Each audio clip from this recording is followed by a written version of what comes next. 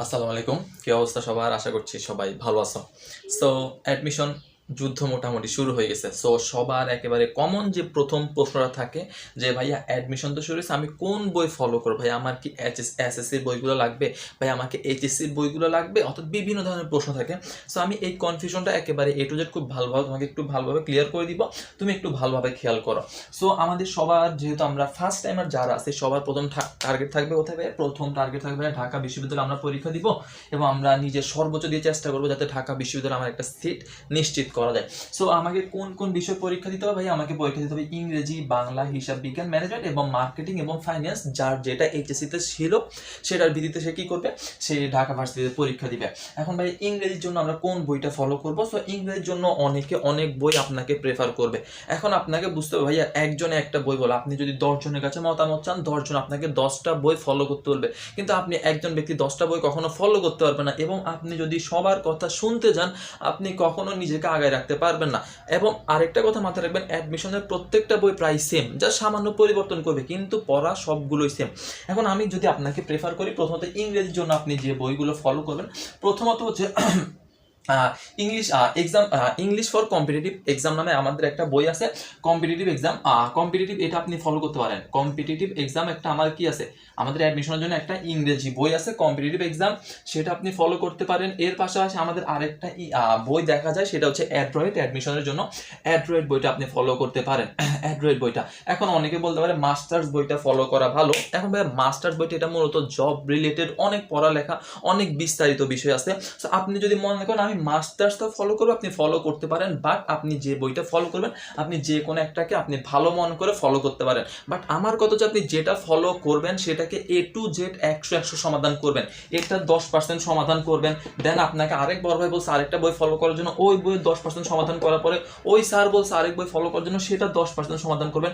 Ultimately আপনার যেখানে একটা বই 30% শেষ হয়ে যাওয়ার কথা ছিল, সেখানে আপনি 10% 10% 10% আপনার কখনোই পড়ালেখা হবে না।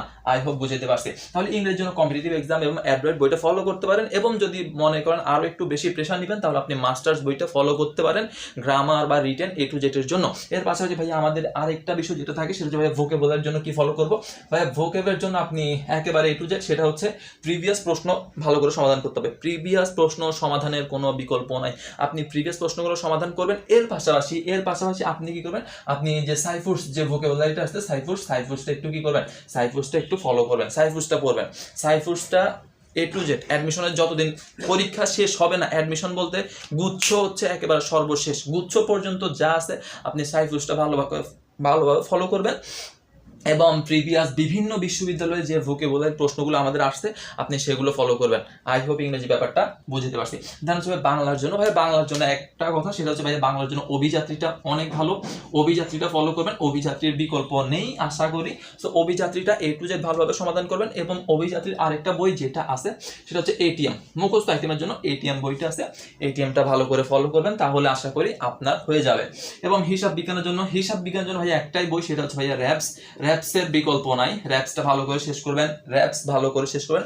এর পাশাপাশি আপনি অ্যাডমিশনের জন্য যেখানে কোচিং করবেন, আপনি অনলাইনে করেন বা অফলাইনে করেন, তারা আপনাকে কি করবে? তারা আপনাকে বিভিন্ন লেকচার ভিত্তিক তারা আপনাকে বিভিন্ন শীট প্রদান করবে, আপনি ওই শীটগুলো সমাধান করেন। শীটের পাশাপাশি আপনি র্যাপস বইটা খুব ভালোভাবে সমাধান করেন, ইনশাল্লাহ হয়ে যাবে। এর বাহিরে আপনার কোনো কিছু লাগবে না।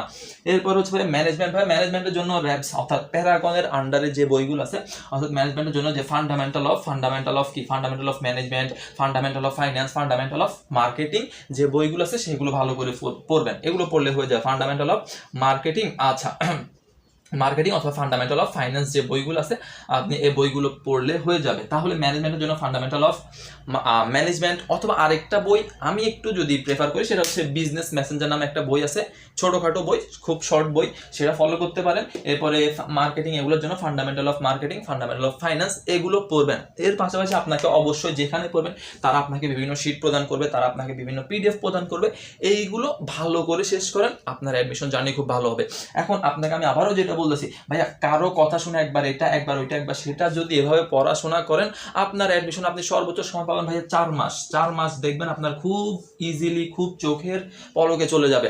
আপনি যদি কোনো ভয় ভালোভাবে শেষ করতে না পারেন কখনোই সম্ভব না চান্স পাওয়া।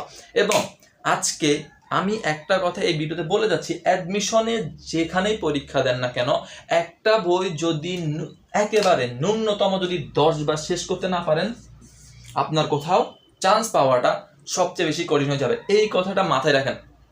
একেবারে আজকে আমি এই ভিডিওতে বলে গেলাম, তো আমি তো অ্যাডমিশন সিজন পড়ে থাকবো, আমি আপনাকে আবার একেবারে সাজেশনের পূর্বে এবং আপনি ঢাকার পর রাজশাহী বিভিন্ন পরীক্ষা দেওয়ার পর আপনাকে আমি গুচ্ছের আগে যাই আপনাকে আমি আবার জিজ্ঞেস করব আপনি একটা বই সর্বোচ্চ কয়বার শেষ করছেন। এবং এই কথাটা মাথায় রাখবেন, যারা চান্স পাইছে সবাই 10 বারের উপরে শেষ করছে বা ন্যূনতম 10 বার শেষ করছে। তো আপনি যে বইটা ফলো করবেন A to Z 100% সমাধান করেন। এটা 10% এই ভাই ওই ভাই যে এত কিছু শোনার দরকার নাই। যে বইটা আমি পড়বো এটা আমি A to Z আগে 100% শেষ করব, দেন আমি চাইলে পরবর্তী বই পড়বো। কিন্তু অ্যাডমিশনে একটা বই ন্যূনতম 10 বার শেষ করতে হবে এবং রিভিশনের কোনো বিকল্প নাই। রিভিশন দিতে থাকতে হবে, পড়তে পড়তে সেম জিনিস বারবার পড়তে হবে। সো এটাই হচ্ছে কথা। তাহলে আমি বইয়ের ব্যাপারগুলো আশা করি বুঝাইতে পারছি।